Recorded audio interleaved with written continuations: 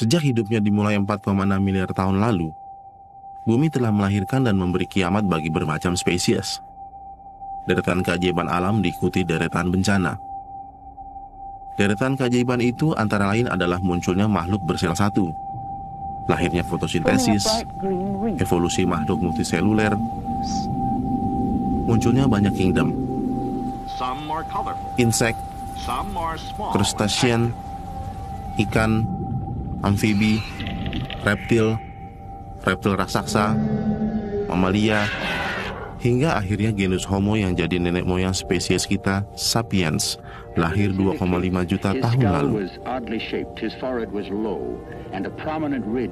Tapi semua itu diikuti dengan oksigen holocaust, letusan gunung supervulkanik, meteor jatuh, kepunahan massal pertama, kedua, ketiga, zaman es, global warming, zaman es mencair, kepunahan massal keempat, kelima, hingga akhirnya Homo sapiens.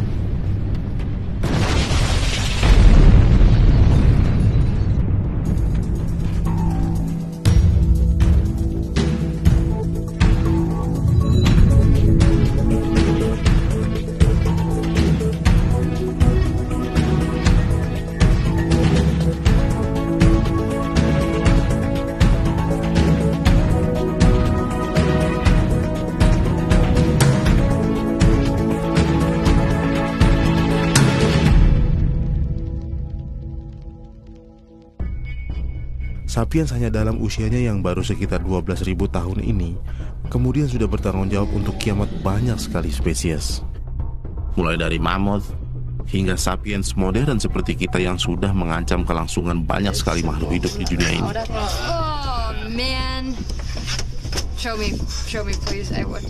Penciptaan alam semesta itu jauh terjadi sebelum manusia ada. Gitu. Tapi selama ini alam semesta tuh nggak pernah komplain dia apa-apain sama kita.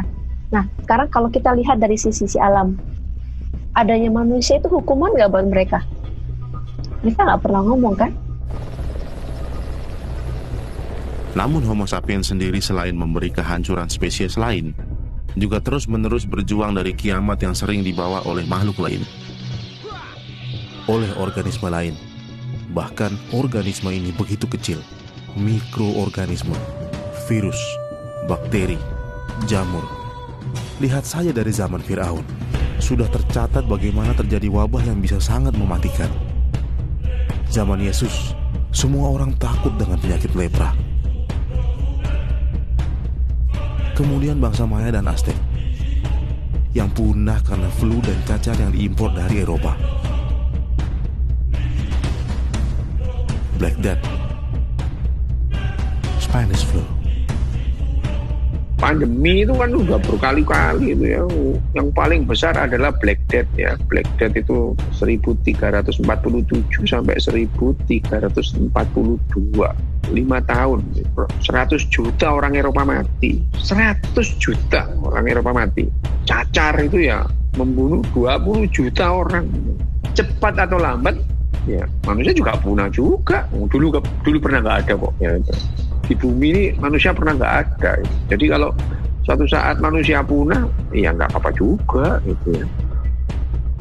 Kalau manusia itu unik, iya. Istimewa enggak seperti biasanya. Kita itu ya sama dengan spesies-spesies yang lain, sama dengan kambing, kecoa, kutu. Itu salah satu kehidupan. You're just an animal, eh? Apakah kemudian dengan tingkat kecerdasan yang seperti ini manusia itu menjamin dirinya survive? Enggak, itu enggak. Kan kecoa itu ya, kecoa itu jutaan tahun masih ada. Kita belum apa-apanya kecoa itu kalau soal survivability. Tapi kan kecoa nggak bisa nyanyi. Itu adalah keunikan manusia. Apakah spesial? Apakah khusus? Apakah istimewa? Enggak, berbeda aja, cuma berbeda.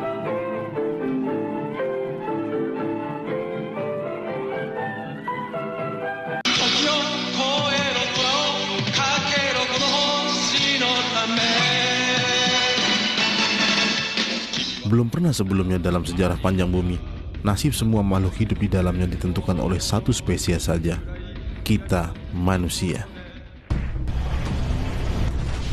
ancaman nuklir, deforestasi, konsumerisme, agrikultur, eksploitasi lahan, eksploitasi hewan, modifikasi genetik, perburuan liar, polusi udara, polusi air, polusi tanah, hingga sepertinya sudah tidak ada harapan. この地球はゴルゴムのものではない。人類の、いや生きるもの全てのためにこの地球はあるのだ。分かってくれ。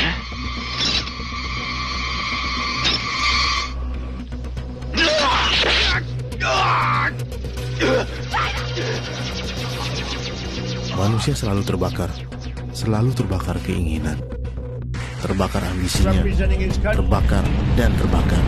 Tidak pernah tahu kapan cukup adalah cukup.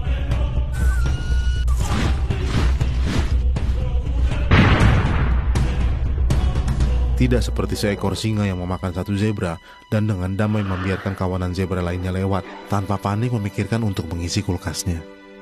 Kalau dalam pemahaman saya, ego itu adalah sense of I, sebuah rasa bahwa ini adalah saya, dan saya ini sesuatu yang terpisah dengan apa yang bukan saya. Insting untuk bertahan hidup itu menurut saya sudah ada di dalam organisme terkecil, bahkan makhluk satu sel pun punya insting buat bertahan hidup, apalagi manusia gitu yang terdiri dari 70 triliun sel ini. Maka kita kemudian belajar untuk mengakumulasi aset sebanyak-banyaknya. Aset itu bisa macam-macam, bisa keterampilan, bisa kekuatan, bisa jabatan, bisa harta benda. Karena itu bagian daripada insting buat bertahan hidup yang bilang bahwa karena hidup ini tidak pasti, tidak bisa diramalkan, dan berisiko, maka saya demi bertahan hidup harus mengamankan saya dan semua perpanjangan dari saya, anak cucu maksudnya. Saya nggak peduli dengan yang lain, bisa artinya orang lain, bisa artinya planet bumi ini.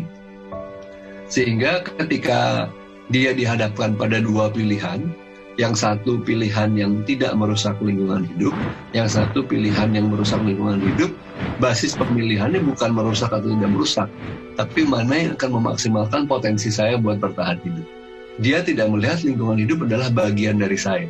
Kita nggak ngeh bahwa tubuh kita ini dibentuk dari apa yang kita makan dari planet ini.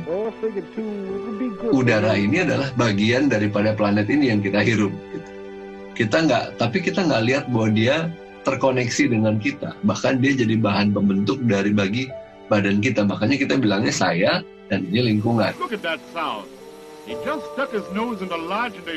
Padahal sebenarnya dia sangat terpaut. Secara biologis, secara filosofis, sangat terpaut. Chinese health authorities are still working to identify the virus behind a pneumonia. The mysterious pneumonia that has broke out in kasus positif virus corona pertama di Indonesia. Ada dua. Let's take a look at the global pandemic numbers now. There are more than 1.7 million cases of COVID-19 around the world. The U.S. is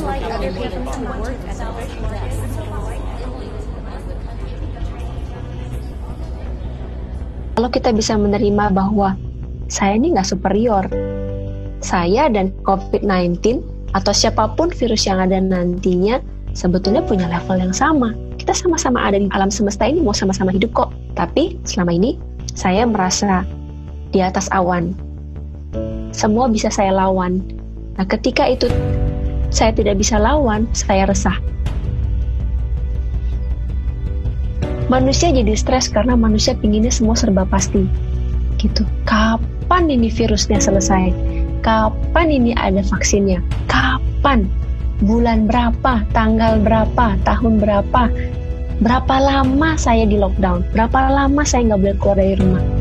Ketika kita sekalipun harus mendapatkan kesempatan atas penyakit atau apapun yang mampir di badan kita, perlu kita ketahui bahwa itu akan selesai. Selesainya seperti apa? Tidak ada yang tahu. Oke, kita harus belajar menerima uncertainty, harus belajar menerima ketidakpastian. Akhirnya ada jeda untuk dunia berhenti, untuk manusia berhenti dan merenung, melahirkan cinta bagi sesamanya. bagi sesama makhluk hidup lain. Hewan atau tumbuhan, primata ataupun unggas, kecil atau besar, yang jauh ataupun dekat, yang kelihatan dan tidak kelihatan.